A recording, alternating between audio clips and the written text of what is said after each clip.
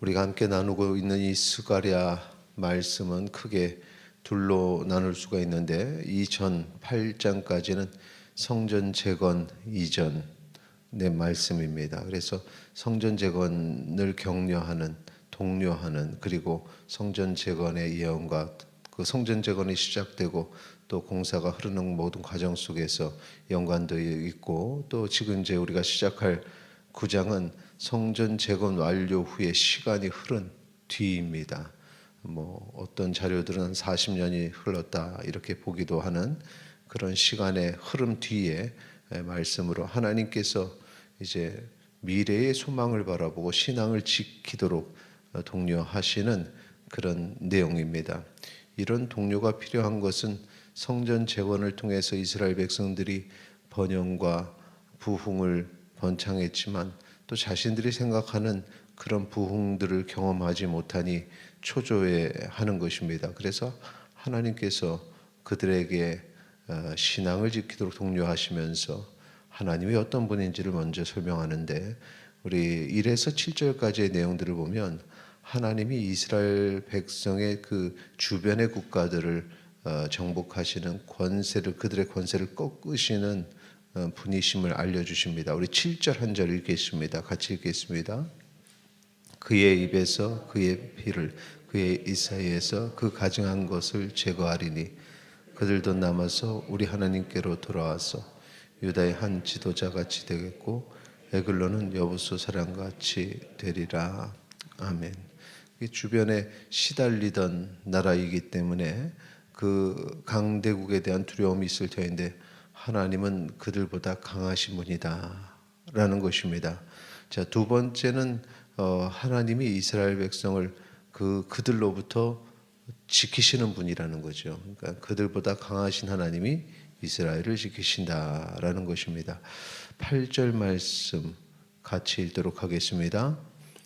내가 내 집을 둘러 진을 쳐서 적군을 막아 거기 왕래하지 못하게 할 것이라.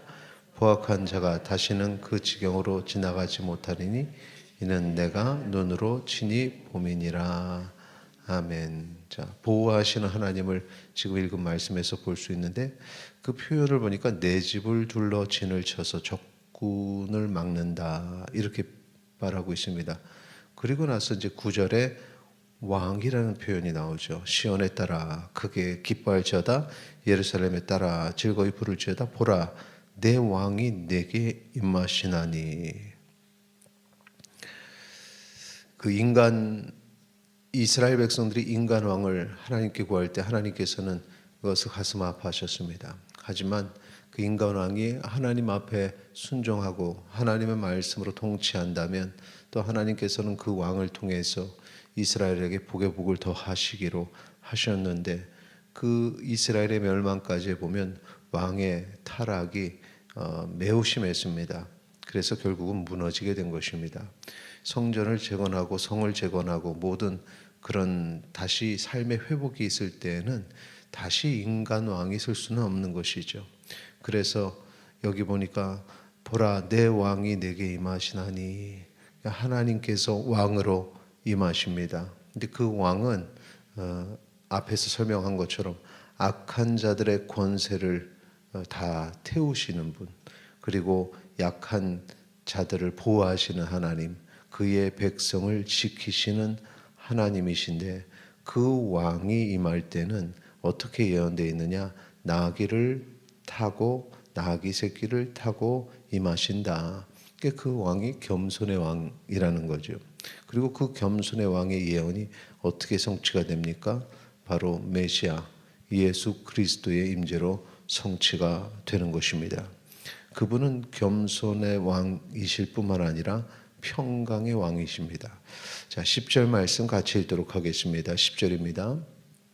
내가 에브라임의 병거와 예루살렘의 말을 끊겠고 전장하는 활도 끊으리니 그가 이방 사람에게 화평을 전할 것이요 그의 통치는 바다에서 바다까지 이르고 유브라데 강에서 땅끝까지 이르리라.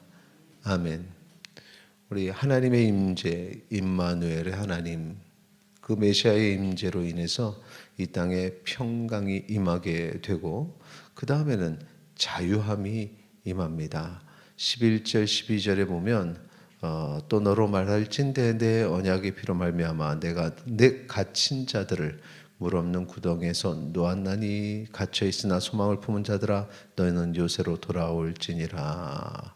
자, 회복의 자유함은 반드시 임하게 됩니다. 그래서 포로된 자가 자유함을 얻게 되는 것입니다. 그리고 이제 그들을 하나님의 백성으로 삼으셔서 한 나라를 세우시니 하나님의 백성이 되고 그 하나님의 백성은 더 나가서 하나님의 군사가 되는 것입니다. 13절 같이 읽도록 하겠습니다. 내가 유다를 당긴 활로 삼고 에브라임을 끼운 화살로 삼았으니 시온아 내가 내 자식들을 일으켜 헬라 자식들을 치게 하며 너를 용사의 칼과 같게 하리라. 아멘. 이 약한 자였습니다. 이 주변국에 침략을 당하고 포로된 자였습니다. 그에게 자유함을 주시고 평강을 주시고 하나님의 백성으로 삼아 주실 뿐만 아니라 이제는 주의 군사 정병으로 삼으셔서 세속의 물결 속에서 진리를 지키고 그들 속에서 영적 싸움을 싸워 승리케 하시는 우리의 왕 되신 하나님, 그 하나님의 예언이 오늘 말씀 스가랴 9장에 담긴 것입니다. 이렇게 하나님이 우리를 이끄시고 왕으로서 통치하시는 모든 과정, 그것이 바로 우리를 구원하시는 것입니다. 우리의 구원자 되시는 하나님을 내 삶의 왕으로 섬기고 오늘도 주님의 뜻에 순종하기를 소망합니다. 그 결과는 16절 17절에 보면 형통함이 임하는 것입니다. 같이 읽겠습니다. 16절 17절입니다. 이날에 그들의 하나님 여호와께서 그들을 자기 백성의 양떼같이 구원하시리니 그들이 왕관의 보석같이 여호와의 땅에 빛나리로다. 그의 형통함과 그의 아름다움이 어찌 그리 큰지 곡식은 청년을 새 포도주는 처녀를 강건하게 하리라. 아멘. 하나님의 형통하심과 풍성하심이 우리에게 임하니 하나님을 왕으로 섬기는 주의 백성, 주의 군사가 오늘도 승리하게 될 것임을 믿고 오늘 하루 살아가는 성도님 되시기를 축원합니다. 우리 함께 기도하겠습니다. 오늘도 주님의 뜻대로 살게 하소서. 기도하시겠습니다.